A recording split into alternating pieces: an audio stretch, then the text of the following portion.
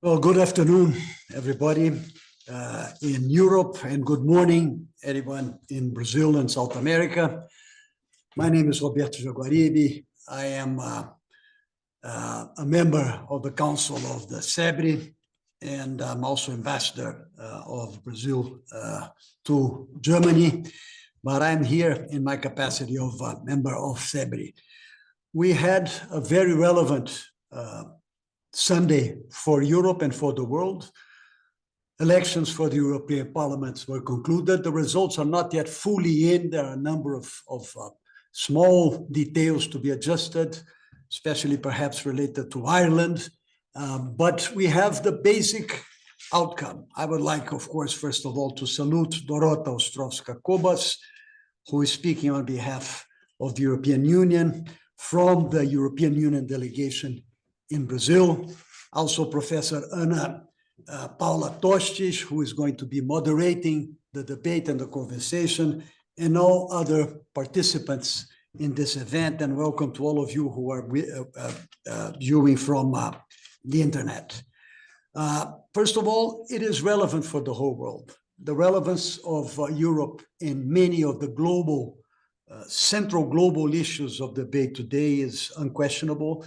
And of course, Europe is a reference for democracy, and this is an exercise in democracy. And Europe, as a joint operation, the European Union, is a model for many other places, including, of course, many in South America, especially the Mercosul. It is also the place where public policy is very much under scrutiny, where many difficult issues are being tackled with complexity, where sometimes we perceive that the birth of democracy comes from Europe, but some of the major challenges are also present here in Europe. Was this a surprise? Well, of course, it was a surprise if we are looking from 10 years ago, but if we're looking from 5 years ago, not so much. And if we are looking from 1 year ago, not so much either. And of course, the polls were more or less precise in relation to the effective outcome. But it does have many impacts and many consequences, and I believe this is the issue. These are some of the issues that are going to be tackled by our panelists, and some challenges. First of all, how does the increase on the extreme right, especially, presents challenges to democracy, challenges to the European Union and to the concept of Europe itself. We have also some messages and some, I would say some surprises. I was particularly surprised with the young people's vote, which to a very large extent left the Green Party and joined the extreme right. And this is true in France, this is true in Germany, and this was something that perhaps was not a surprise for those who were following closely how they would behave. But I was not one of those. I was following in general terms, and I was surprised by this outcome. And also it points to a number of difficulties in the future. We also witnessed a general lowering of the expectations for the Green Party. In Germany, they were severely affected. In other parts as well, they lost a number of seats. And of course, this bodes not so well for the challenges that Europe has to face in relation to climate change. And it reinforces the perspective that the European public is not prepared to make sacrifices in relation to these goals. There's also a message, I believe, very clear in relation to immigration, including some of the traditional social democratic parties have already begun to incorporate this message of more resistant to immigration, because that is clearly a message that is being perceived in almost all of the countries from the public, including in countries such as Germany, which have a very clear demand for foreign workers. The government's official number is 6 million up until 2030. And of course, this creates an imbalance that is not so easy to solve. Does it represent also a challenge to increase global trade? What does this represent, for instance, to the Mercosul European Union trade agreement? How is this going to fare with the new composition of parliament? Of course, this is a matter of great interest for Brazil and for the countries of Mercosul and for all European countries involved from the European community. And I have searched for questions here with the engaged people, and the reply usually is the same. It is not really going to be a major problem because there's a majority that has been constituted, which is essentially in favor, but it does present much more challenges, specifically in a number of countries. Of course, in Germany, the results were more or less expected. Overall, there was a bit of a deception in terms of the outcome for the Greens, very much so, also for the Social Democrats. And the AfD gained significantly, but that was expected. France was probably the most, the biggest surprise. The gain made by Marine Le Pen and her new candidate for Europe was very expressive. In Italy, it was also expressive. The Fratelli Italia had a very, very significant improvement, but it was actually at the expense of the Lega. So in terms of the general composition of left and right, it was not so significant. But all of these questions are very important. And we also have to look to the future and see what is going to be the shape of European politics in the future. One question I would like to pose for those who are coming forward for the discussion is, does it continue to make sense to have left and right as the directions of European politics after what we saw in this election and after what we've been witnessing in many countries? Germany has had very big coalitions between the two major parties, one in the center left, the other in the center right. They have worked reasonably well, in my assessment at least. Now we find that this is also the case in a few other countries, especially in Romania, where they have joined forces to defeat the extreme right. Is this the new future to combat the accession of the extreme right and the challenges that it does pose for democracy? Again, a question that I think you can engage in tackling during the conversation. Now, I would like to pass the word to my colleague, Dorota Ostrova-Kobas from the European Union. Thank you very much, Ambassador. I do hope you hear me. Mr. Ambassador, Anna Paula, and other panelists, first let me thank CEBRI and its team for this prompt initiative to discuss the European Parliament elections, its results and impact on bilateral and bi-regional relations. We are privileged to count on this long-term and good partnership with CEBRI, bringing the EU and Brazil together. Well, today's event and flood of articles on the EU electoral process draw special attention to this complex but spectacular, unique and still fascinating project called the European Union, and its importance to Brazil, Latin America, and the whole world, as you mentioned, Ambassador. The international interest in the European Parliament's future composition and its powers demonstrate that the EU continues and is recognized as an important global player. Without regard to the political analysis and electoral results, as a European Union official and not a politician, I will avoid commenting on results of elections and the potential impacts, direct impacts to institutional landscape and policymaking. But I would like to focus on some elements that I consider quite important. Obvious to say so, but important to remember that the European Parliament is the world's only directly elected transnational assembly. Elections of the European Parliament for the European Parliament are the world's biggest multi-country electoral process. It's therefore one of the world's largest democratic exercises, with 370 million people eligible to vote. Voters of the member states have elected the members of parliament, more than 700. And those members will play a crucial role in shaping priorities of the EU and political direction of the Union for the next 5 years.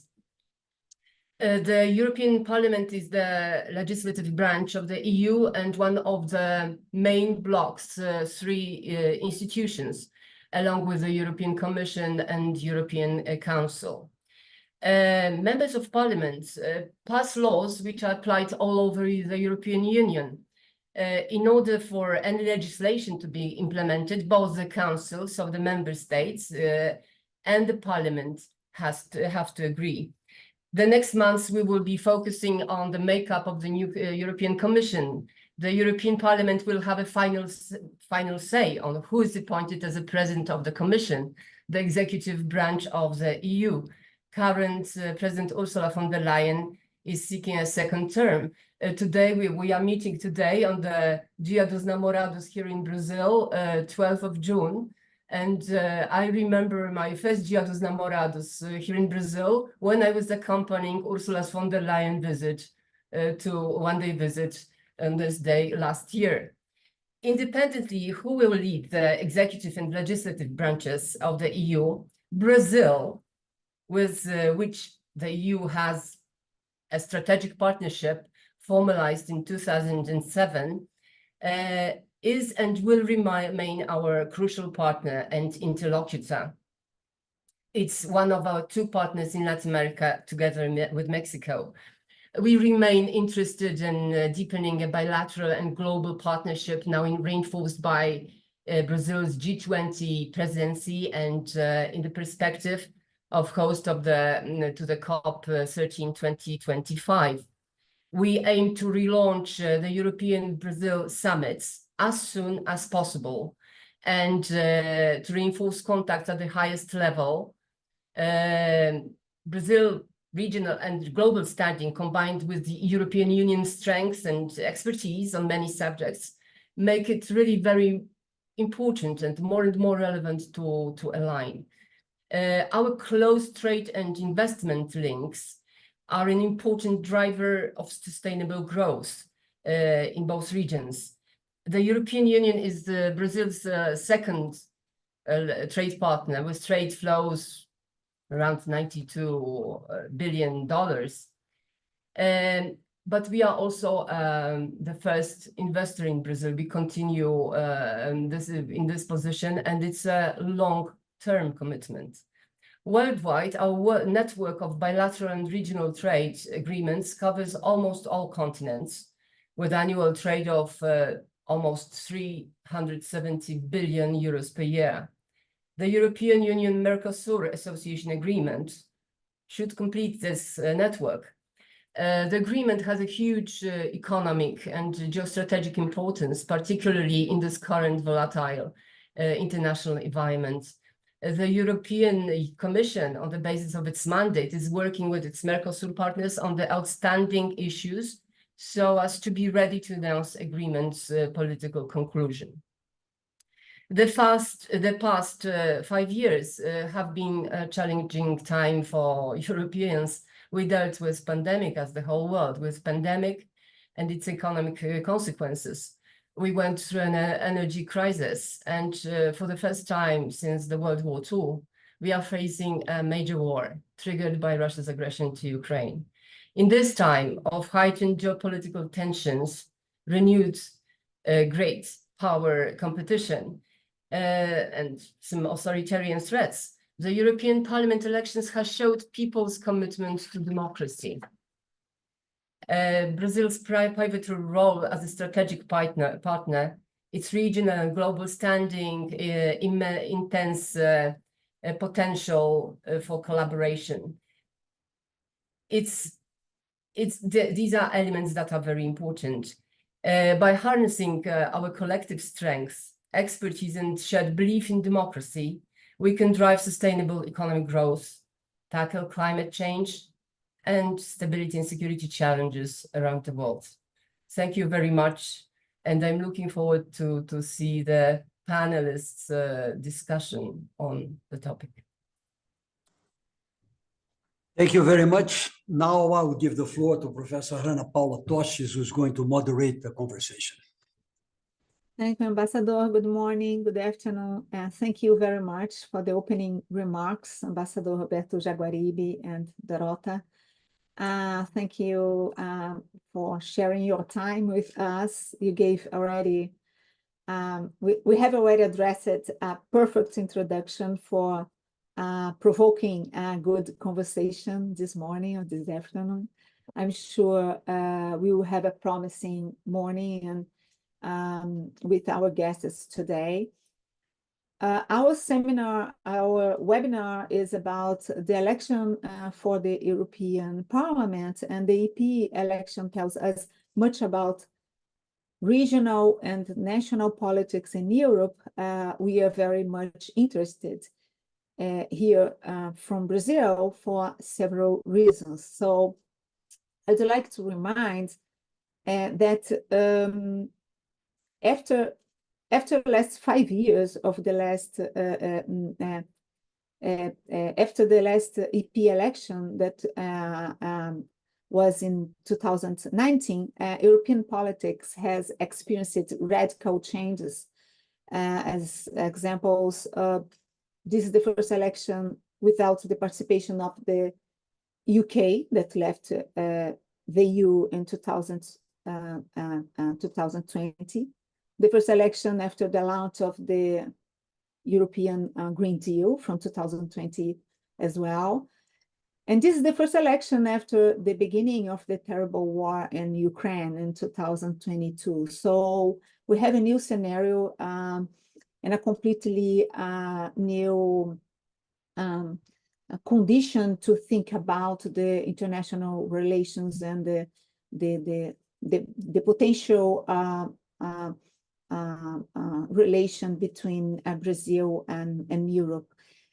European experts agree that this election is one of the most interesting and one on which the world has paid attention the most since Parliament began to be directly elected, that is since 1979. So what happened? As Ambassador has said already, the results revealed that the European Parliament became more conservative with the loss of seats for members of liberal, green, and social democratic political parties. And the center-right and far-right has grown, and has grown a lot. So we have heard much last days about the growth of the far right-wing members of the parliament. What's completely true. However, it's worth to say, in order to inform those who are not familiar with the EP internal politics, that the representatives in the EP work associated with political party groups aligned according to their ideologies and platforms. So it's worth to say that the far right wing of this new European Parliament is expected to be very much divided because an important number of far right wing representatives elected for this new legislature should not work at the same coalition in the EP. This is one of the topics that I would like to bring for our conversation. Many among far-right party representatives are expected to work more towards supporting the center-right group of political parties in the parliament, the EPP, the European People's Party, then working together with the far-right Eurosceptic political group, where the candidates of National Rally of Marine Le Pen are lined up, the party group called Identity and Democracy, the ID. I'm talking about also the Giorgia Meloni leadership effect, what impacted national politics in Italy first and now. We saw Giorgia Meloni influencing Italians to vote for her political party, the Brothers of Italy, for this EP election. And Giorgia Meloni is not an anti-EU politician, but is a conservative and far-right leader who calls for reforms in EU institutions and policies. We have a new, very important figure in European politics under this new legislature in the EP. Giorgia Meloni's political party is more aligned with the ECR, so the political group of the EP that's more conservative, but not an anti-EU group. And her political party won the majority of Italy's seats in the new parliament. So we are still not sure about all the consequences of this new EP formation, but we can say that it will impact for sure trade relations, the EU green and energy transition policies, migration issues, the policies on neighboring countries, and other relevant agendas for Europeans and international partners of the US, Brazil. So there are already consequences of the electoral results on national politics for EU member states as well, such as the one that led French President Emmanuel Macron to dissolve parliament and call new elections for the coming weeks.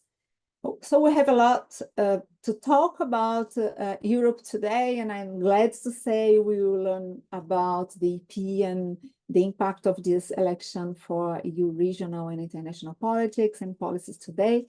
And I'm very curious about our conversation, and thank you once more for Ambassador and Dorota. And as a regular procedure, I should say that I will present the brief biographies of our guests, who are expected to talk about 15 minutes each. And afterwards, we will have comments from my colleagues, Professor Andrea Hoffman and Professor Kai Lerman.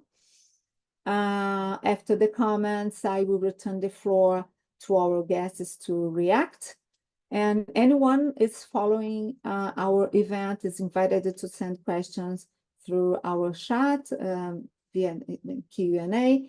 And so please feel free to participate. So Sylvia Potanides, it's nice having you with us. Thank you very much. Sylvia is a policy analyst in Citizens. That's a policies unity of the members' research service within the European Parliamentary Research Service. And she specialized in EU institutional and constitutional affairs with an emphasis on legal and constitutional aspects of the EU integration. Sylvia graduated in law from the University of Bologna, Italy, holds a master in EU law from the King's College, London, and a PhD in European taxation awarded jointly by Universities of Bologna and Strasbourg. And also we have Bruno Teodoro. Nice seeing you, Bruno. Bruno is a MSCA postdoctoral fellow at Free University of Brussels, affiliated to the Department of Research and Studies in International Politics and Institute of European Studies in Brussels. Bruno holds a PhD in Political Science and International Studies from the University of Bergen in UK, and a Master and BA in International Relations from University of Brasília in Brazil. Bruno is currently a co-editor of the journal Contemporary European Politics. Thank you, Bruno. Well, let's start. Silvia, please, the floor is yours. Thank you, Ana Paula, and I would say obrigada to everyone for this very kind and nice invitation. I have to say I am quite impressed by the interest that the European elections have in for you. I see many people are attending. In fact, the European elections, as Dorota has said before, are a very wide and I would say one of the biggest democratic events of this year. We can count. I mean, European population is more or less 450 million. We can say that around 370 million or 360 million people went to vote in 27 member states. So I would say in terms of states, it's probably the biggest democratic exercise. European Parliament is an institution that has evolved through time. We have to remember that it has acquired a number of competences over the years and over the decades since the creation of the European Union, at the time European Community, European Economic Community. In fact, the first elections were held in 1979. Until then, the members of parliament were simply delegates from national parliaments. So it is an institution that has evolved over time. The competences have evolved, the status of members has evolved, and now we can say it's not yet a fully fledged parliament as the one that we see at national level. For one and simple reason that European Parliament has not the right of a legislative initiative, a direct legislative initiative. Can only ask the Commission to present a legislative proposal in some very limited domains, like, for example, electoral law, composition of the Parliament itself. It has the right to make a proposal, a legislative proposal. But for other matters, the Parliament is a co-legislator. That means that it is considered as, I would say, to make it easier for you to understand, is like one chamber of Parliament, and the other being the Council. So a text of law, a legislative proposal, has to be adopted, approved, or in any way agreed by both Parliament and Council.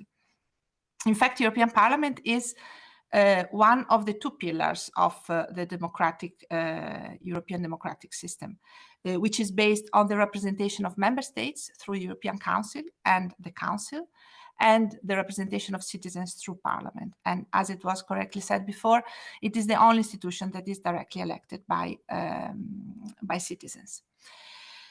So I will run through you a little bit on how we vote European Parliament, and what are the steps that come from now on until probably the end of the year.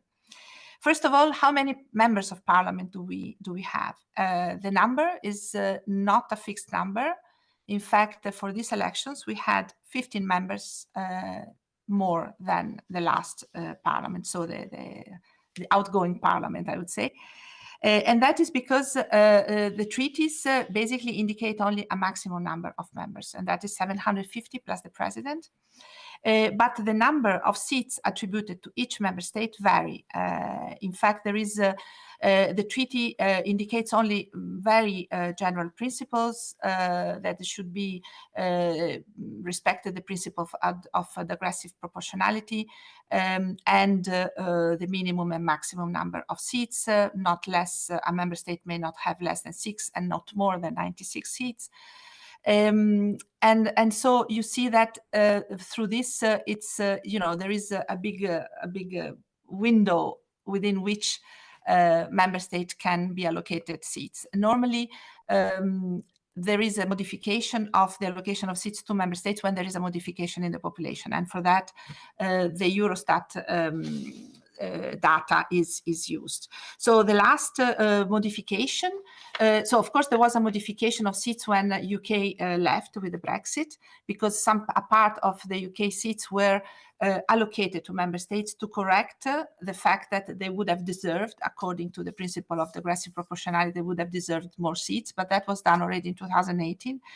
And now, recently, I would say in September 2023, the European Council has adopted, upon proposal of Parliament, after it had modified a part of it, anyway, attributed a number of seats, 15 seats more to a number of states. The majority of them got 1 seat more, and 3 states got 2 seats more.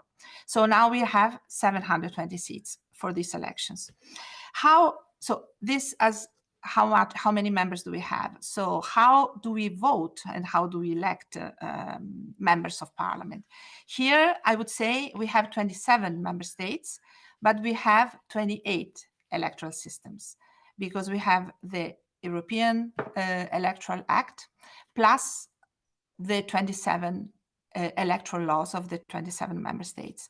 This is a bit complicated probably, but bottom line, the European Electoral Law Act basically indicates principles. And there is those principles are, for example, the incompatibilities, the fact that there should be free elections, universal suffrage, the fact that there should be a proportional system, because all electoral systems to vote and to elect members that afterwards take a seat in European Parliament are elected through proportional systems.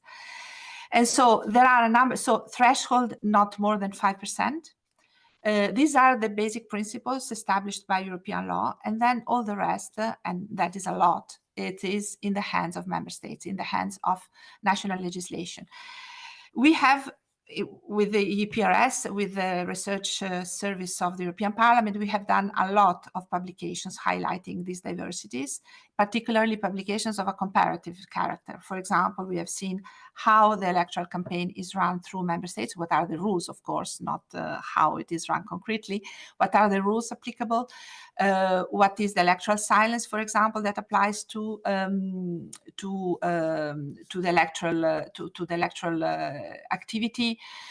What are the thresholds, for example? What is the age to be elected and to go to vote? And here we see, just to make you a small example, in the majority of member states it is 18 years of age, in other states it's 21, in some states, very few, it's 16 years of age. In 4 member states in the last years, the voting age has been lowered to 16 years of age, and I think it's Malta, Austria, Germany, and Belgium.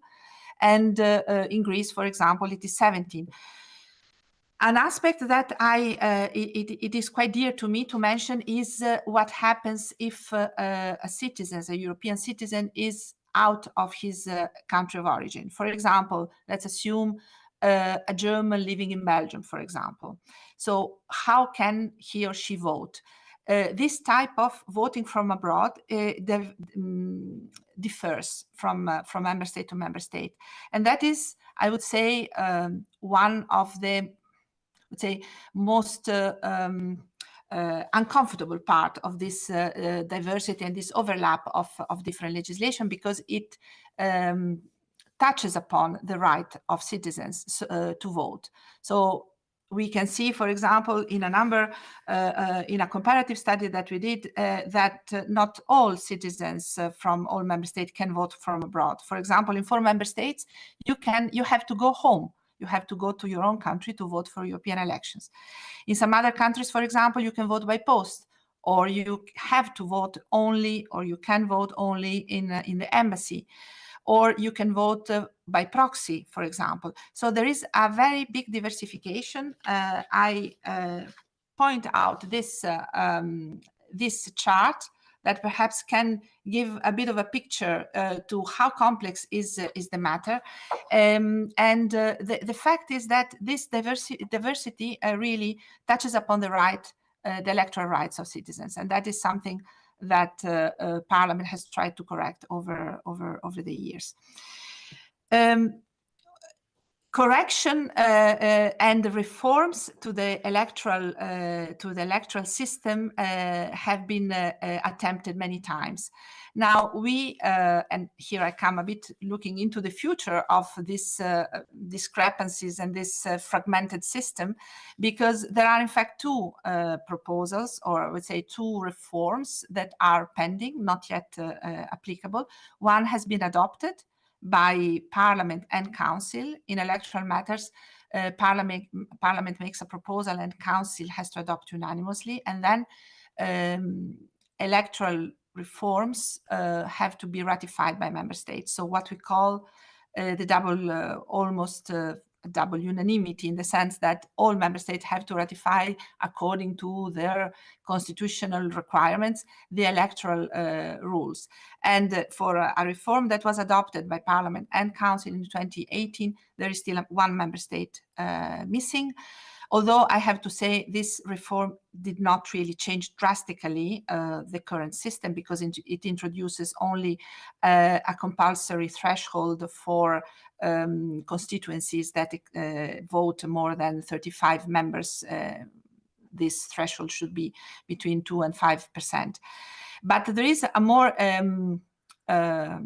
I would say far-reaching reform that is pending before Council, because it has been adopted and proposed by Parliament. And that is a proposal that basically has two aims. One, to further harmonize all those aspects that I mentioned before about, you know, the voting age, the length, for example, of the electoral campaign, the day in which we vote, because, for example, also now we don't vote, the member states, they don't vote all on the same day, but there is a period, an electoral period within which member states can hold elections, and that is between Thursday and Sunday. In our case, between 6 and 9 June.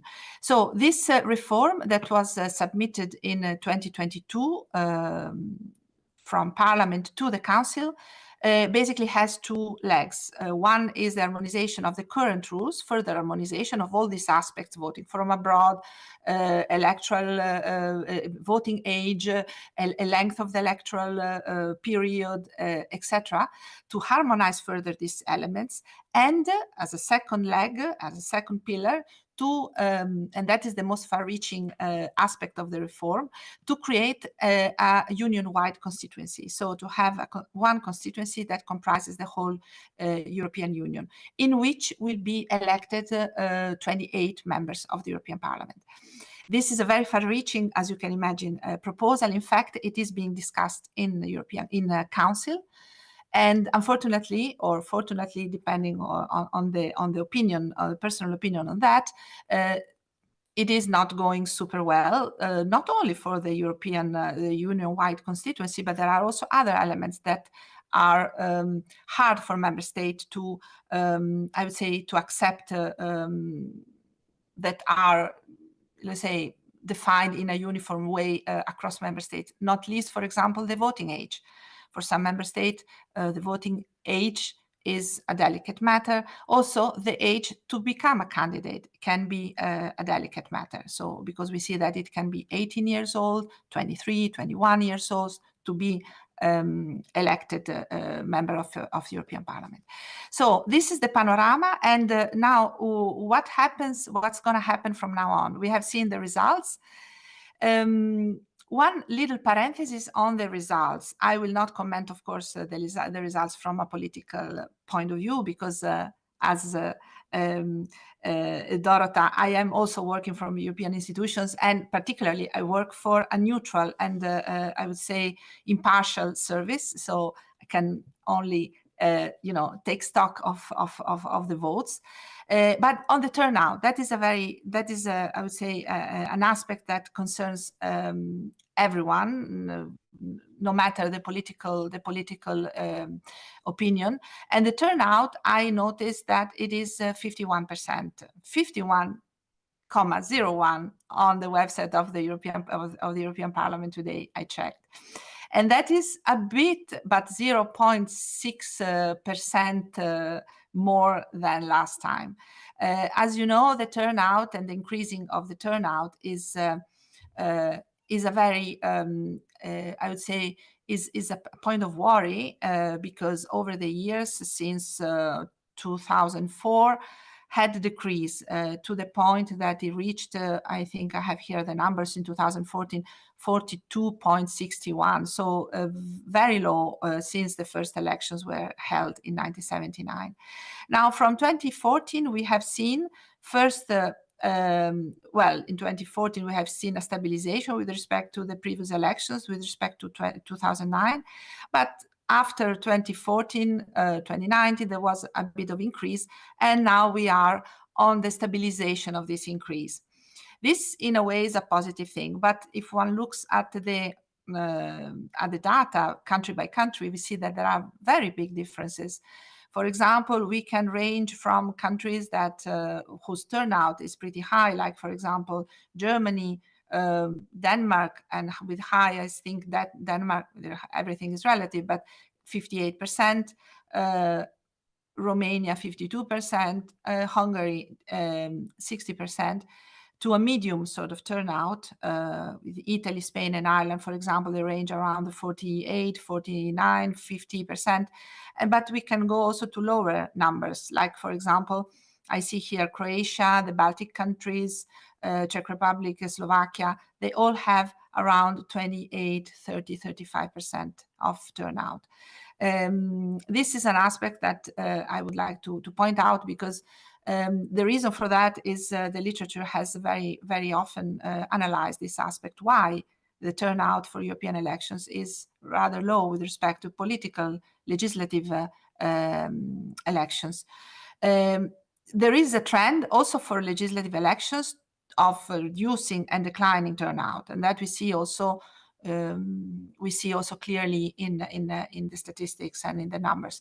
But for the European Parliament, typically this is linked to the fact, well, first of all, that it is a system that is very complex, and somehow citizens feel themselves a bit far away, far removed from what is being decided in Brussels, the so-called Brussels bubble. But also, it has been said it may have no impact on national politics, which we can say that this year has been, I would say, it has been countered, this belief, I would say. And then, there is also the element of recognition of what is being done at political level by political groups and political parties at European level. There is a bit of a lack of communication between the two levels, and indeed, the European campaigns often are run on national issues rather than on European issues. And that is something that, for example, the last reform will try or is trying to resolve, because if you have a union-wide constituency, it is more likely that you will need to have the so-called lead candidates, so the candidates that will lead each list of the European political parties that will run across all European Union, and that would be a sort of mechanism to make European elections more European. So what comes forward, apart from these observations on the turnout, I would say that and it is already going on. It is the first step is the creation of the political groups. We have here as well drafted a timeline, quite, I would say, hypothetical timeline, because with the fact that this time the elections took place 2 weeks later than the previous time, it is not certain whether some facts will happen before summer or after summer. Let's put it like that. We have, the first step will be the creation of the political groups. I here remind what has been said before, that the political groups in the European Parliament are transnational. So there is the political affiliation that unifies them. So it is not a country per country political groups. So within the political groups, there are, of course, country delegations, but to form a political group, you need to have 23 members coming from at least 7 member states. And that is a method and a way to guarantee the transnationality of them. Then we will have, if we look at the calendar, we will have in July the first constituent plenary on the 16th, 19th of July. And that means that on the first plenary, we'll have the procedure and the whole, I would say, activity that leads to the election of the president of the parliament, the new president that will remain in charge for 2 years and a half until the midterm elections, where there will be another president voted into the office, 14 vice presidents and 5 quaestors. So this is what will happen for sure on the first plenary of the new parliamentary cycle. Then we will have between 22 and 25 July, we will have most probably the creation of the committees. That means the numerical composition of the committee will be decided by before, but it will be, decided the composition. So each political group will appoint their own members to the various committees, and it will be also elected the leaderships of the committee. So the bureau, what is called the bureau, the chair, the vice chair, and the secretariat. And then we will have, the event that affects not only Parliament, but the European Union as a whole, the election of the President of the Commission. Here we have, so the elections of the President of the European Commission is a long story. It's basically, bottom line, Article 17, 7th paragraph of the Treaty of the European Union says that the European Council proposes a candidate to the European Parliament who elects by majority of the component members. So how this process will come and will unfold, it's to be seen. Normally, at least in the last 2 electoral rounds, it has been run the so-called lead candidate process. That was a way for European political parties to indicate their preferred candidate to that post. We know that in 2014, this procedure succeeded because Jean-Claude Juncker was a lead candidate and was elected into office. Last time, this did not happen because Ursula von der Leyen is an outsider with respect to the lead candidate process, because she was not a lead candidate of the EPP. We will have to see this year what will happen, especially because the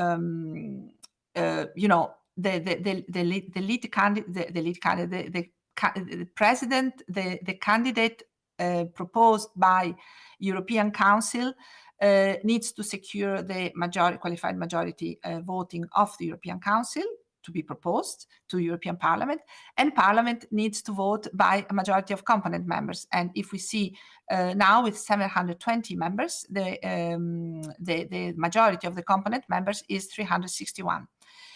So the counting has started basically. So so anyway, this is the third more or less step. We don't know whether it will happen before summer. In our timeline, we have put it in September because we thought that the first plenary, which will be in July, will be devoted only to the voting of of the president, vice president, and quaestors. But it is likely that it might happen also before summer, to be seen. And then in September, we will be busy with following the confirmation hearings, because once elected the president of the European Commission, the European Commission chooses together with member states who suggest their own candidate as commissioners, appoints the candidate to a commission post. And those candidates, they go through we call it the grilling of the confirmation hearings that last more or less 1.5 months, because typically there is one hearing, but sometimes the candidate doesn't make it. So a member state has to appoint a second choice for that. And then European Parliament votes in the Commission as a collegiate body, which something that we foresee that will happen around somewhere around November or December, depending on how long it take the hearings. And we will probably go to the Christmas holiday with also the election of the European Ombudsman, who is the European mediator, and with that we close somehow the cycle that concerns the appointment of the leaderships in the European Union executive and parliament.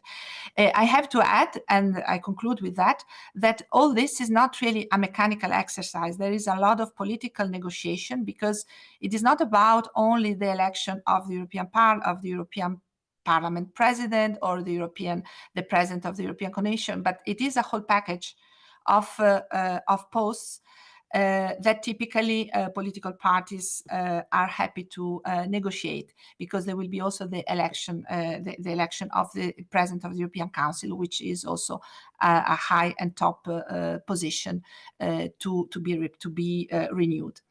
So with that, I conclude, and of course I remain available if there are any questions. Thank you very much, Silvia. Your speech was very enlightening. It was a perfect lecture. I learned a lot as expected. Thank you very much. Bruno, please, I give you the floor now. Thank you, Ana Paula. Good morning, everyone in Brazil. Good afternoon for people in Europe. First, I'd like to thank CEBRI for inviting me. Special thanks to Andrea and Ana Paula for the invitation. I think having this discussion at CEBRI on European elections is fundamental, given that you might saw that in newspapers, right? Some people have been calling these years as the election year, right? And certainly these European elections have something to say, not just about what's going on in the European Union, but also about the upcoming elections in Europe, such as the UK elections, also going to happen shortly. And now we saw over the past few days that even in France, we're going to have national elections, right? Because as an effect of the results of the European elections. And finally, in the end of the year, we know that we also have elections in the US. So pretty much the status of democracy around the world is at stake. And looking at these elections and tendencies that go beyond certain national and continental case might also tell us something about what's going on with democracy, what's going on with the values that countries are defending, and what's going on with how people understand democracy and what they expect from democratic governments and political representation. So maybe, yeah, because the fact that I'm Brazilian working and doing research on Euro-Latin American relations in Brussels, so maybe my presentation is trying to build sort of these bridges between first on how the European elections bring important dynamics for the EU itself, but also whether those dynamics also bring some uncertainties, and to what extent this can help us to understand not just the future of Europe in the world, but also, and special for this panel, the relationship between the European Union and Mercosul and Brazil, right? Which is something that we're probably going to connect with the opening remarks from the ambassador and the EU delegation. On the elections themselves, so some key takeaways that I think it impressed me most when look at the data, right? First of it, I mean, if you look at the news, it's all about the rise of far right, right? But I think the most important data here is the maintenance of the EPP as the main European political force, because that has direct implications for the maintenance of Ursula von der Leyen as president of the Commission for the next 5 years. So what it's interesting then, it's let's see how or with whom she's going to negotiate to keep her job, right? If she's going to rely on the old allies, so the liberals, the social democrats, as we see, social democrats, they lost some seats, but not much because they have more than 100 and they still the second force at the European Parliament. The liberals, yes, they lost a lot, especially in France. So they're not as strong as before, and they might not be the kingmaker as they were in the past. And if Macron had any idea of replacing von der Leyen for someone else, that's least likely now, right? So it's very likely that we will see a new von der Leyen commission for the next years because of these elections. Another key takeaway for me is, as I mentioned, the loss of the liberals, mainly the French And then we see the dissolution of the French National Assembly, Macron calling for elections. So really trying to force Front National to engage at the national level and make sure that France still can have certain governance from the point of view of Macron. I think there are some parallels here with what's going on in France with what also happened in the UK. We can go back to that in the debate, where you also had the same case where Rishi Sunak, the British Prime Minister, was expected to call elections in the end of the year, but then he also anticipated that, right? So they're trying to bring the discussions up front and trying to make sure that they still can govern the countries in a very complicated scenario where you have rising opposition, etc. And on the other hand, and that was mentioned by Ambassador Jaguaribe, I think also we should look at the loss of the Greens, because that's very important when you compare to the results of last elections, where we have the rise of the Greens as a political and a growing force at the European level that shaped and also called the attention at the EU level for doing more on climate change. This is where we have the European Green Deal, and we might come back to that when we talk about EU Mercosul negotiations, for instance.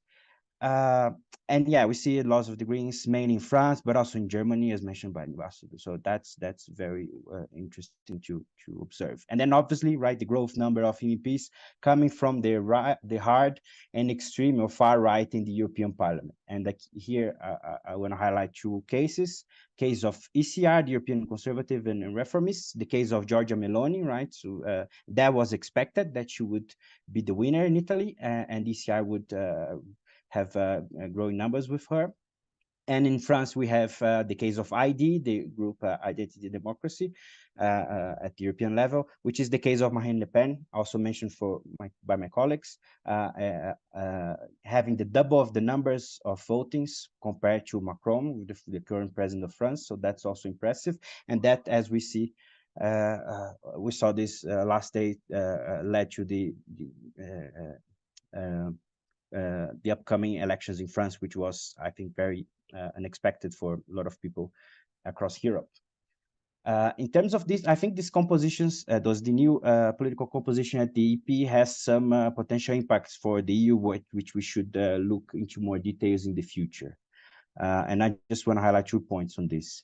So first is the maintenance or implementation of the European Green Deal. That might be in danger, right? Because there are some possibilities of relativization of the commitments from the European Green Deals, as we saw, for example, a couple of months ago, when we had a lot of protests from European farmers across Europe, but particularly in Brussels, right, complaining about new certifications that they have to look at, the new bureaucracies. So it seems that not everyone in European society wants to bear the cost of the green transition.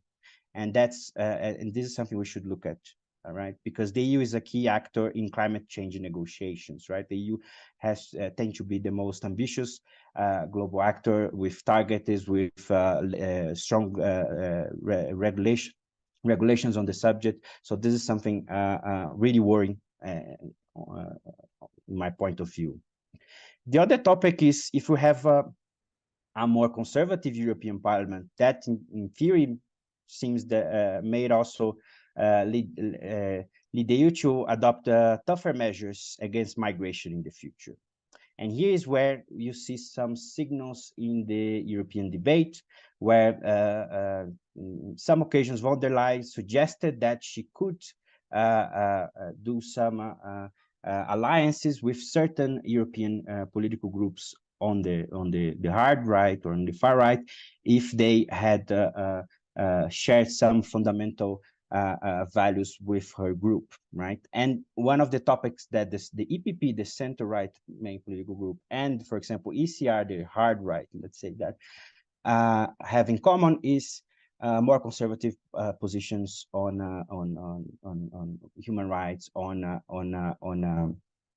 migration, on economic topics, etc. So then we might see whether von der Leyen or the next, probably led by the EPP, president of the Commission, will, in some occasions, search for specific alliances with especially groups at the ECR.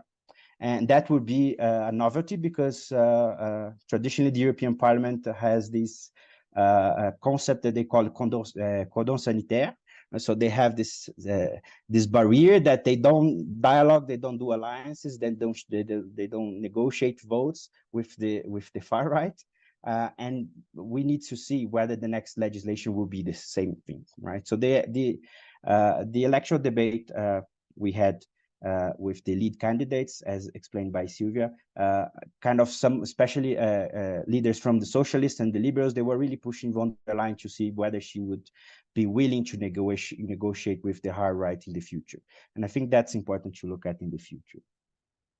Regarding the EU's relations with Latin America, Mercosul, and Brazil in particular, I think, well, assuming that von der Leyen is going to keep her job, I would say that her permanence in theory is positive for the region.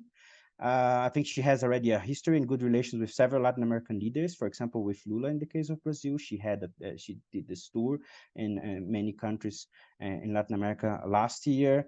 We had the fact that we have the relaunch of the EU CELAC summit that was very important for revitalizing the relationship between Europe and Latin America as a whole. We also had last year the announcement of the Global Gateway portfolio for Latin America.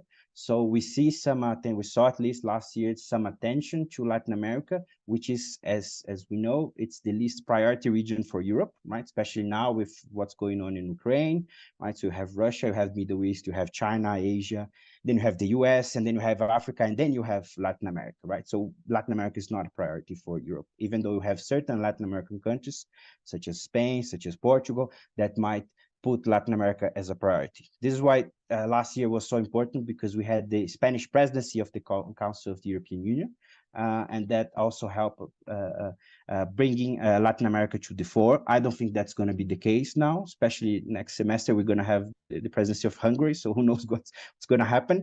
And we also have to look at who is going to be in charge in certain key profiles at the European Commission. So going beyond the president of the commission. For instance, I think looking at who is going to be the high representative of the European Union for foreign relations and security are also relevant. Possibly, if we look at the news, all the speculation is going about a liberal or renew representative, probably from Eastern Europe or the Baltics.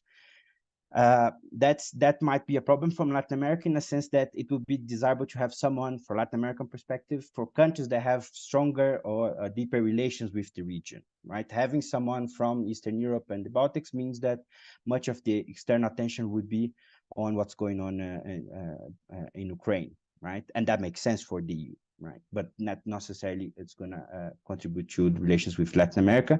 And I think we could even do some analogies with the fact that previous or outgoing high representative was from Spain, so he had some attention to Latin America. I'm not sure if we're going to have that in the future anymore in that profile.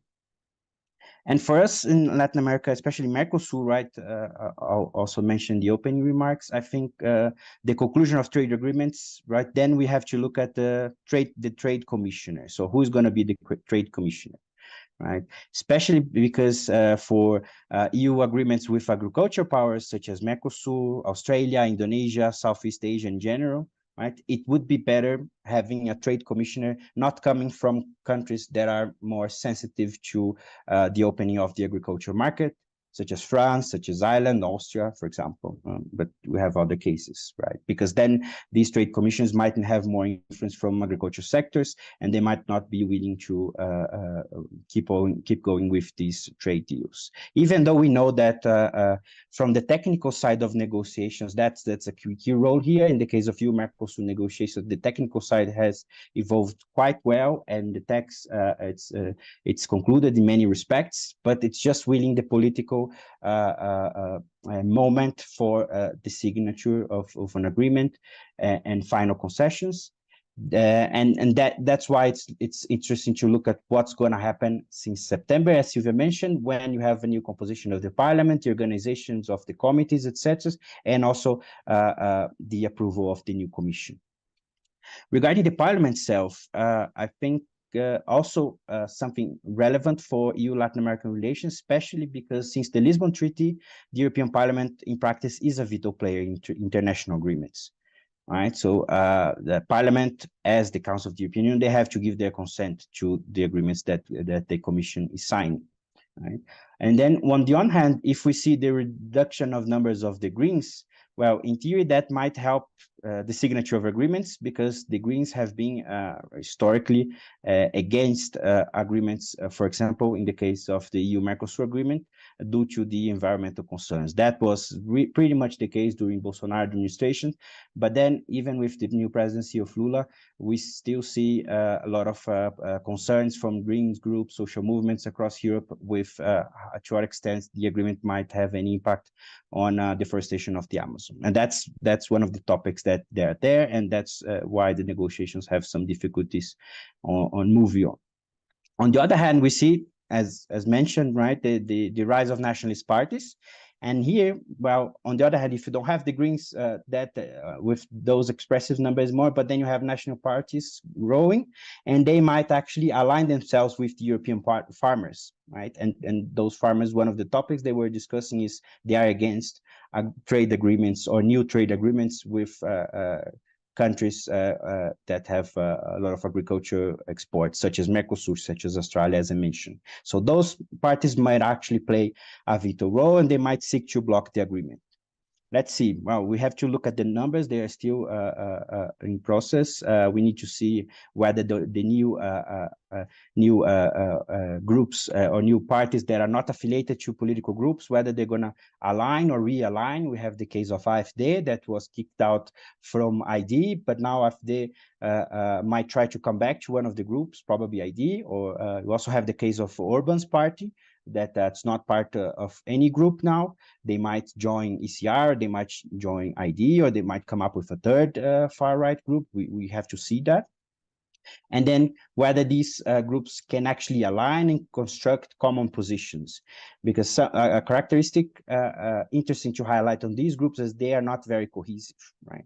And probably because of the fact they are nationalists. So they're looking much more on national politics than on having a common position on European topics, apart from the fact that they are anti-system. So they criticize the European Union and the European institutions as a whole. We need to see whether they're going to either mainstream, so reduce the tone of the anti-system position in order to be able to participate in the decision-making process of the EU, to make sure that they have their positions there, or whether they can actually construct common positions, engage on alliances, coordinate voting. This is something that they don't do well, especially when you compare to more traditional European groups such as EPP, Socialists, and Liberals. So that's something we have to see. I would say that it might be the case that, for example, the EU-Mercosul agreement could pass with a narrow margin, because overall the EPP supports the agreement. Part of the Socialists and Liberals, not the French at all, but the others, they might also support the agreement. And that's interesting, because part of the ECR, they're actually coming from pro-free trade countries or groups. So we might even see in a potential right signature and implementation of the agreement between the EU and Mercosul, we might see ECR also part of the ECR voting for the agreement. Finally, just more specific points on the future of EU-Brazil relations, and I think this is important. That was also part of the opening remarks.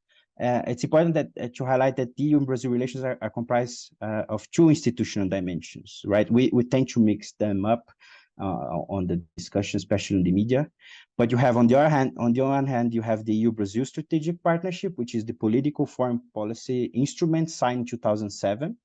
And that has developed some action plans in the past, sectoral dialogues in several topics, covering, for instance, human rights, science, technology, UN affairs, and more importantly, and that's something mentioned by our colleagues, the organization of high-level summits. And the problem is that the summits, EU-Brazil high-level summits, are paralyzed since 2014. So I think it's a priority here, after these elections and after the composition of the new parliament, the new commission, come back to the idea of recovering, revitalizing high-level summits, because that's when EU-Brazil can really engage on global topic and bring the discussions to the highest political level possible. And on the other side, you have the EU-Mercosul Association Agreement, right? Because it's association agreement, so you have trade, political, and cooperation pillars. And this is under negotiations for 2 decades, as we know. They reached an agreement in 2019. Last year, there was some strong attempt to conclude the negotiations in the context of the Mercosul summit in Rio. In the end, there was some resistance from Argentina because they were changing governments and they didn't know what Milei would think about the agreement. And also, Fernandes' government didn't want to actually sign an agreement that would have to be fully implemented by the next government. So they decided to step back. And on the other side, you have lots of public declarations coming from Macron, especially, right, against the agreement, saying that the agreement is not a good idea for France and for Europe. So that's the situation we are now.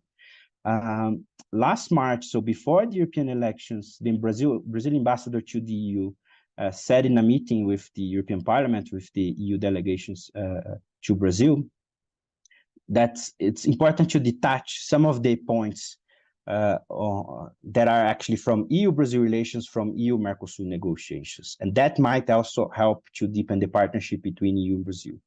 Right? So as I mentioned, strategic partnership is much more comprehensive than the agreement, right? So lots of topics such as sustainable development, health, human rights, public security, science, technology, these are all areas that can move beyond the context of the EU-Mercosul negotiations. This is something that the new Commission might explore more in the future. Certainly is urgent to revive the EU-Brazil high-level summits.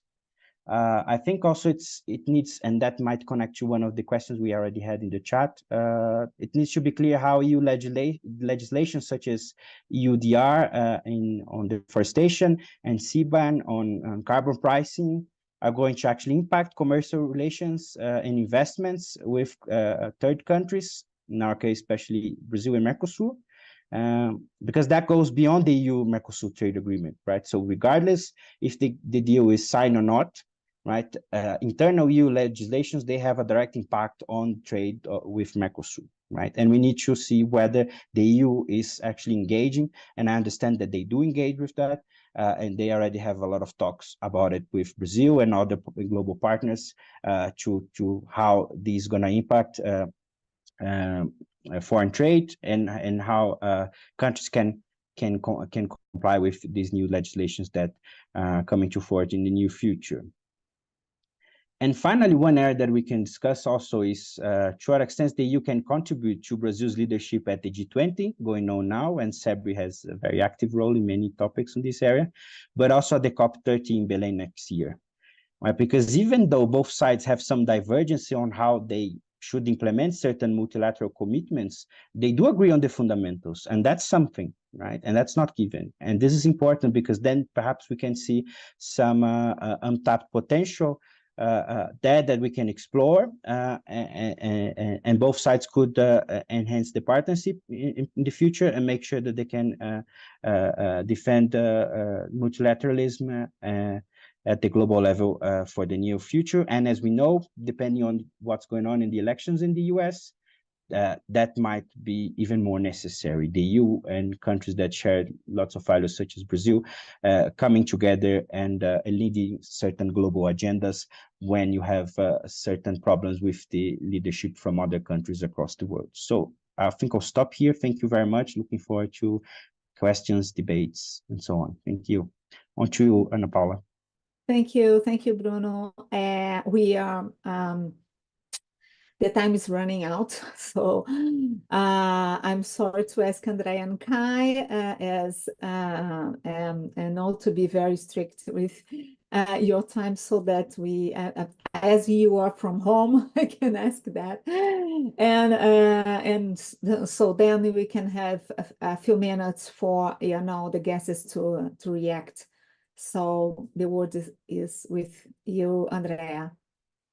Please. Thank you. It's great to be here discussing democracy and elections about in the parliament. As we know, I mean, these elections, they matter not only because of the EP, but it shows also the political discussions at the national level. And we know also that they do matter for Brazil, not only directly in the relations between Brazil and Latin America with the EU, but also because of the broader diffusions, let's say, of ideas. And we know that political groups and other also groups. They do dialogue transnationally, and we know that in particular the question that we have been raised here of the far right. We know that in the last decade almost, but definitely in the case of Brazil and the last government, it mattered a lot. Now we do have coalitions or discussions among different political groups.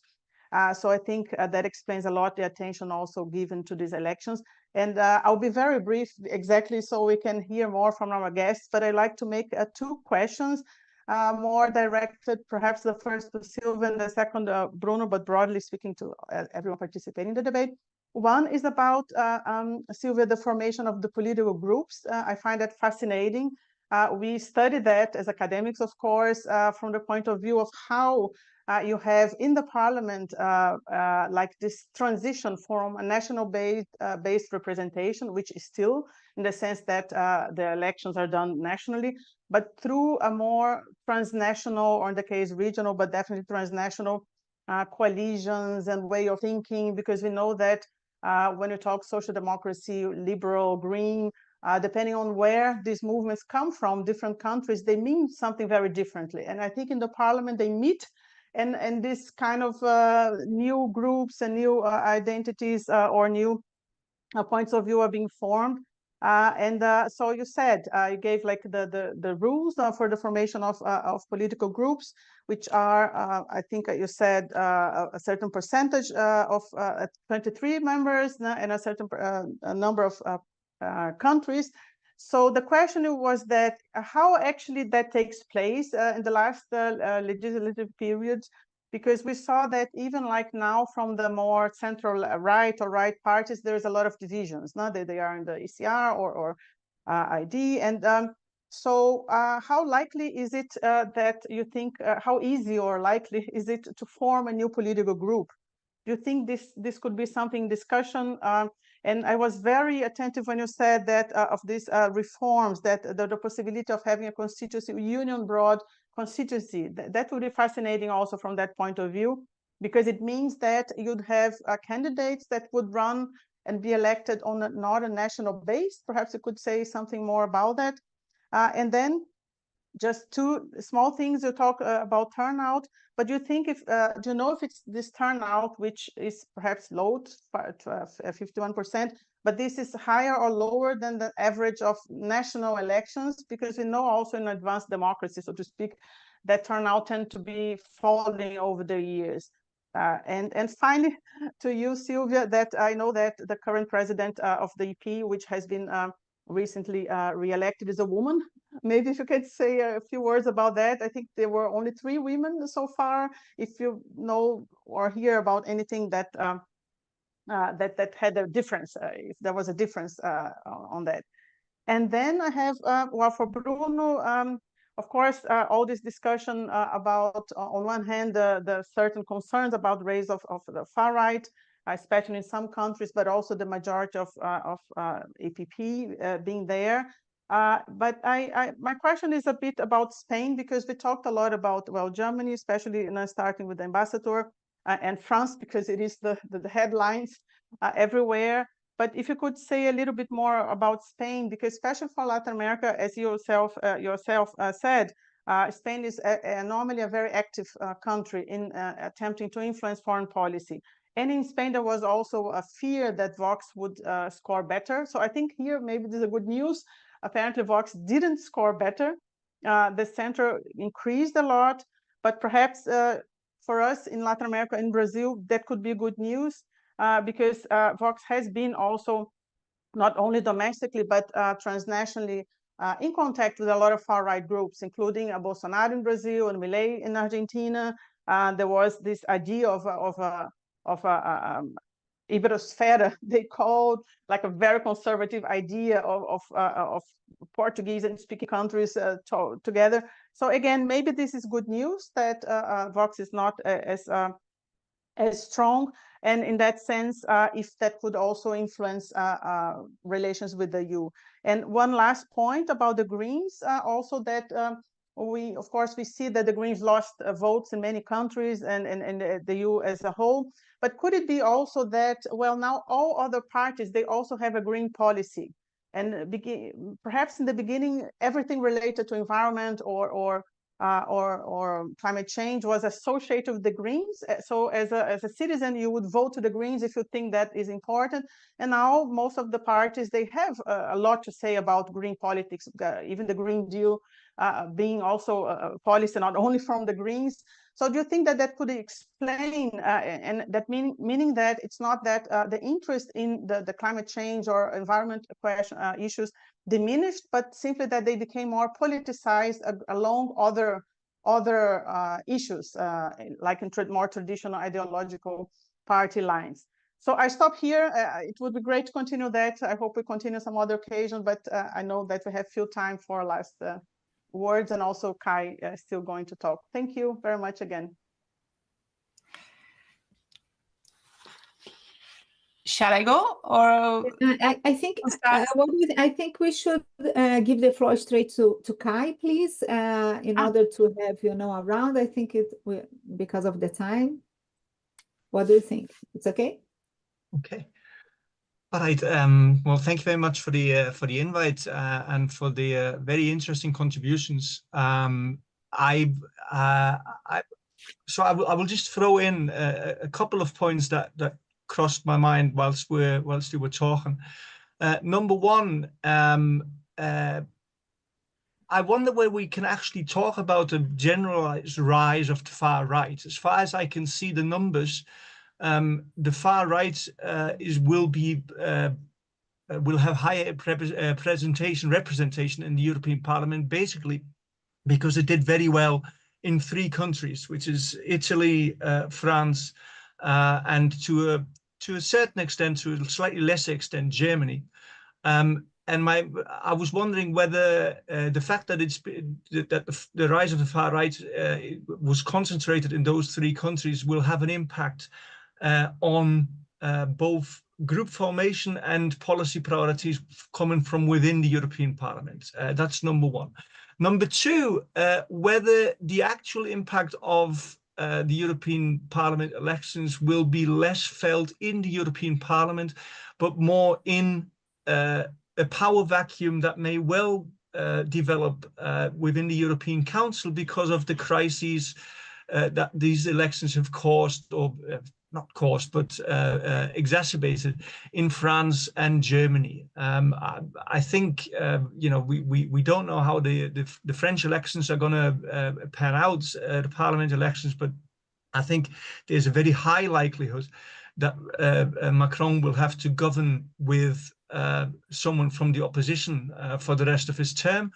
How will that play out? And I'm beginning to think that the survival of the German coalition government, which is a coalition of 3 parties, until autumn 2025 cannot be guaranteed. And so I think we may well see a power vacuum developing within the European Council because of that. And what impact would that have on I would argue, I would question 3 policy areas in particular. 1, European defense and security, particularly Ukraine. 2, migration, and 3, environment and climate change. And that leads me to my 3rd point, which is actually maybe the actual elections result of the Parliament are not that important. What's more important, perhaps, and I'll put that as a question, is that actually mainstream right, and I would say mainstream left-wing parties have already adopted the sort of policy posture of the extreme right when it comes particularly to the environment, and even more so with regards to migration. So, because the migration pact that was presented a few months ago is essentially a migration pact which could have been written by certain elements of the far right. So bearing in mind that the far right is quite splintered within the European Parliament, will that actually have an impact, bearing in mind that the priorities of the far right have already been adopted by the mainstream right and to a certain extent by the mainstream left? So I'll leave it at that. those were my three key points from that.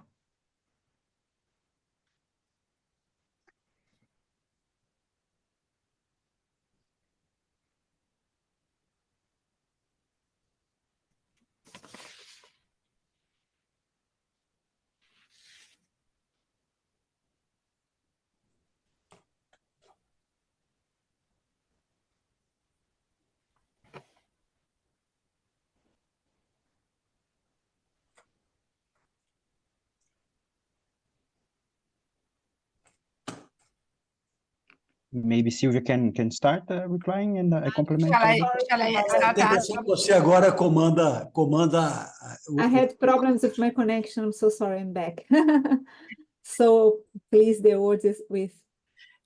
Yeah, if you want, I can start replying. I think some of them, the answer would be relatively brief. So the new groups and the identities of the political groups, and whether it is easy to create a new group.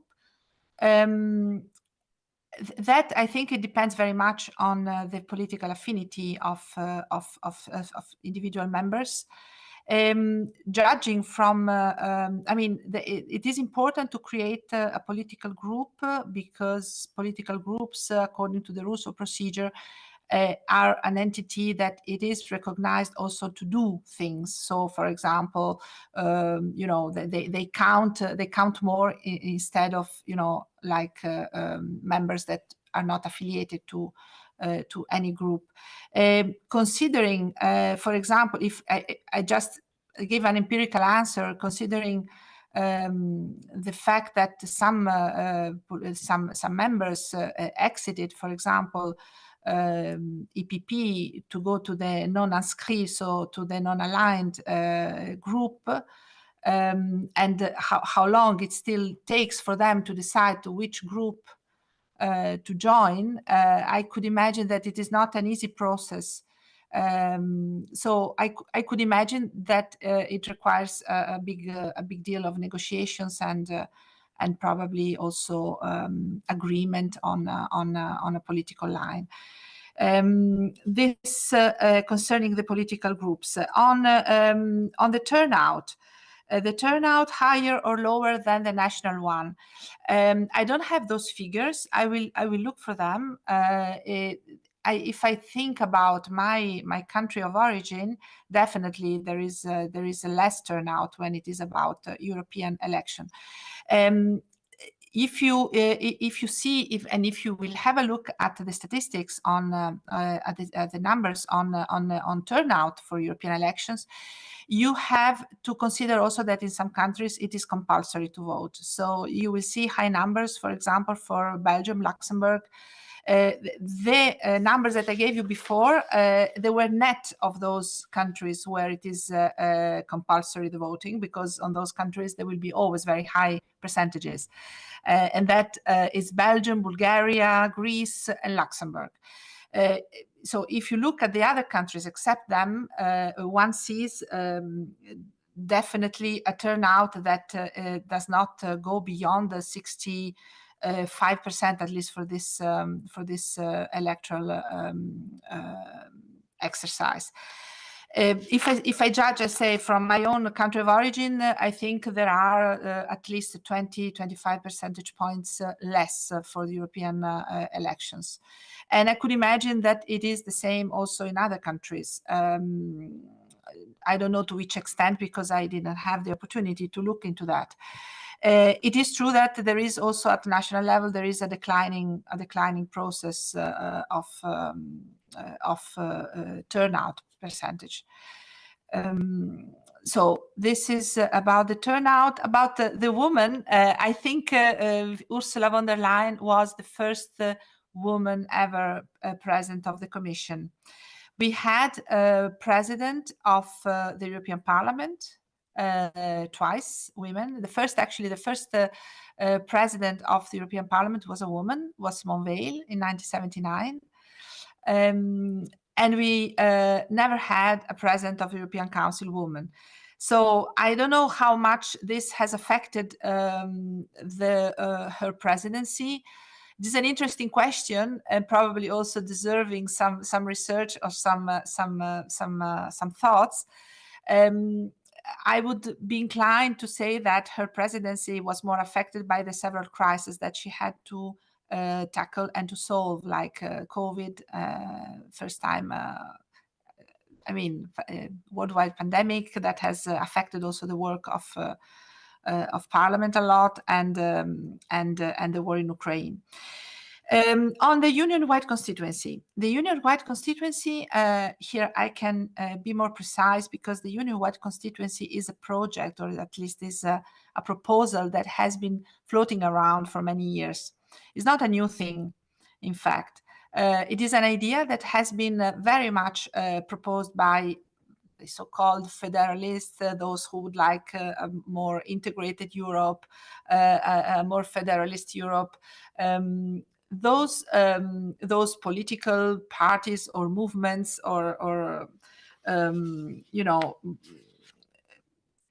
currents of thought, we would say, thought that by creating a union-wide constituency that comprises the territory of the European Union, with candidates that appear and campaign through the whole European Union, would create a sort of, would Europeanize the European elections. That was the idea behind it. It has been quite opposed, and in the past it has been proposed, the union-wide constituency, in the 90s, in the 2000s. But the main opposition to that was in the past was coming from the EPP. Now, in recent years, EPP was less opposed to this idea. There were basically two main opposition to that. First is the fact that there is a big distance between one candidate and a huge constituency. So the link between those two elements is very big. So how can a member campaign everywhere and be known everywhere? So it becomes, for some people, it has been seen as a lack of territorial attachment to the constituency, this project. And in other situations, it has been seen as, for example, a project that, or an idea that basically favors those who are able to campaign everywhere. That is not easy for everyone. For example, because they don't know the language. And another point was always the fact that if you campaign and if you have a union-wide constituency, at the end, the candidates that will be elected will be from those countries that are more populous. That was the bigger I would say, obstacle to that. Now, the proposal that has been submitted in 2022 is quite clever in that, because it has subdivided the population into three categories: with a small number of population, with a medium range population, and with a big, a greater number of population. And those, of course, are Germany, Italy, Spain, and France, and so and Poland, I think. And what happens is that the union-wide constituency would be created with lists that will be closed lists, so there will be not the possibility to express preferences, and there will be an obligatory alternation between candidates that come from big, medium, and small countries, and small size, which in the idea of the proponent of this reform should at least make it easier for medium-sized and small-sized countries to endorse this proposal, because they will be not always candidates from bigger countries on top of the list. That is a bit the idea and the philosophy. We will have to see if this will be enough, but that is at least the latest status of the proposal. I hope I could answer a bit about that. Thank you, Silvia. Yeah, we are really out of our time. I would, before I ask for Bruno, I'm sorry, it's always like that, Bruno, to answer very quickly, and I would include just, a general question that we received. We put together, a few questions were already answered, along the webinar, but I put together a few questions. It's just one. If Bruno, if you can cover this, I would appreciate. A question from the public is about how did the voting go in regions of Europe that are more affected by climate change? Is there an explanation for voting trends and this relation with regional climate change effects in terms of it's possible to identify these in EP elections? I think it's more difficult, but I would like to at least to address a question from our public. So Bruno, I will ask you for talking 2 minutes because we have to. I'm so sorry. No worries. Yeah, I'll try to do this miracle. I'll be telegraphic because the questions were great and we could expand that on a lot. Yeah, Andrea asked about the case of Spain. I think, yeah, as you mentioned, Spain is fundamental for us in Mercosul, Latin America, because it's one of the few EU countries that actually have the region as a top priority. That's not the case for many other countries in the EU, most of the countries in the EU, I would say. As you said, right, so the Vox, that was good news, right, for those that are not in favor of the far right. So Vox only scored 9% of the vote, so EPP and Socialists scored better, and they will still have most of MEPs in Spain. It's interesting, these dimensions, how certain countries for the far right or parties from the far right, they establish transnational ties with political groups and certain governments across the world. So if you look at the campaign, you have some events in Brussels and in Hungary, right, especially led by Orban, that actually gather representatives from Trump, from Bolsonaro, from Milei, and for several parties across Europe, right, that align with them. Some parties that are actually formally from ECR, some parties from ID, and some parties like AfD that are not part now of any political group, but I suspect that they're going to rejoin them at some point over the next months. And actually that had diplomatic problems, right? As you saw when Milei was in the context of the campaign, he said some complex things about the wife of Prime Minister Pedro Sanchez, and that actually had led to a diplomatic crisis between Argentina and Spain, right? So that's something interesting to look at.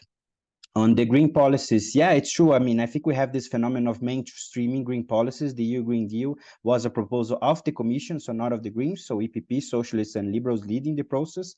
And if you look at the campaign, von der Leyen actually owned that in the campaign, referring to how the Commission was leading the green transition, etc.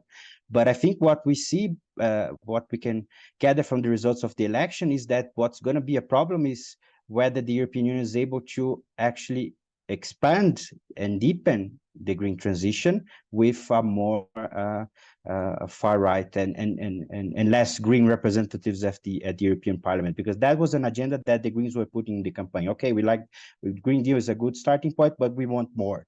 But then they lost the elections, right? So they especially in Germany, right, which was leading the green wave in the past, and they were replaced by the AfD, right? So it's, we have to look at that. Right? Yeah, Kai mentioned some. Yeah, I think what you mentioned, Kai, it's very important, right? Far right, the rise of far right, it's very much the case in certain countries, Italy, France, and Germany, right? And because these are the biggest countries in terms of population, that means that they have a lot of MEPs now at the European Parliament, and that matters in terms of alliance, voting results, etc. And that's what we should look at the future. In terms of the Council side, true, right? The results actually weaken the current governments of France and Germany, and the future elections in France is sort of a signal of that. And I suspect they're going to have certainly an impact on policy areas such as Ukraine, migration, environment. Yeah, I think what may happen is certain agendas that have been polarized through the far right agenda, they might be somehow incorporated, especially migration, incorporated in some future legislations of the EU. So we have to observe that into more details in the future. Yeah, I mean, I think the EP results are important, But more important is to understand how policies or discourses from the far right are actually being absorbed by parties from the center. We saw that in several countries, especially the center right. And that's kind of the dangers of whether the EPP is going to align with ECI or not. Because if they do that, that means that certain discourse that was contained in the far right side, they might becoming part of the mainstream. And that's a problem because that may translate into policy outcomes. Yeah, on the public, to be honest, I don't know if I have the answer for how voting from regions of climate change actually have. I think it's interesting to look at the case of Belgium because we also see the rise of far right. The EP, Vlaams Belang, got the top. But at the national and regional, they didn't went that well as that was expected, right? Even though they had a significant growth. And you can also associate that to issues such as not just climate change, because we had the floods in the past. You have some analogies here, what happened, unfortunately, at Rio Grande do Sul in Brazil. But you also have the backlash from agricultures. The agriculture sectors having impact on climate change and also having impact on EU legislation on climate change, right? So then how they react to that. And I think that sort of was captured by some certain political groups. And yeah, so I'll stop here. Thank you very much. It was really an interesting discussion. Yeah, really like the presentation of Silvia as well. That's great. Thank you very much. Ambassador, please. I'm so sorry for the late. So thank you very much. Thank all of you. I think we had a very good discussion. I think the presentations were very, very useful and very informative. I think that Silvia presented very precisely the challenges and also the enormous complexity of the European process and how well actually they manage it. I think that Bruno presented a very sharp political vision of what this represents. I think I was very impressed with both Andrea and Kai for having so little time and going directly sharp to what they had to say. I think they were very useful contributions. I think Kai's perception that the results actually is not so different from what it was before. In my view, this is quite correct. If we look at the Social Democrats, they only lost 2 seats. The big losers were the Liberals and the Greens. I agree completely with Andrea that the Green agenda has been incorporated here in Germany. Merkel did very much so. But I also think that the vote represents we are not going to make more sacrifices related to compromises related to climate change. And of course, our own perception is that this is a very complicated situation for the world in general. But anyway, I think that what we can take from this, there are many challenges open, but actually different from what happens in many other places. It's not, we have to start everything because everything in the past was wrong. And this is something we see in Latin America, but we don't see in mature democracies, not even a big open question such as the one that Europe poses. I would also like to say that some very extreme, consider very extreme right parties, especially in Italy, are behaving not so much extreme right parties any longer, especially in what relates to the European Union and their interest in the European Union.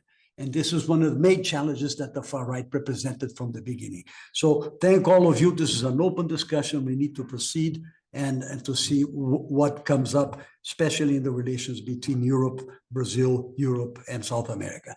Thank you all very much. And till the next one.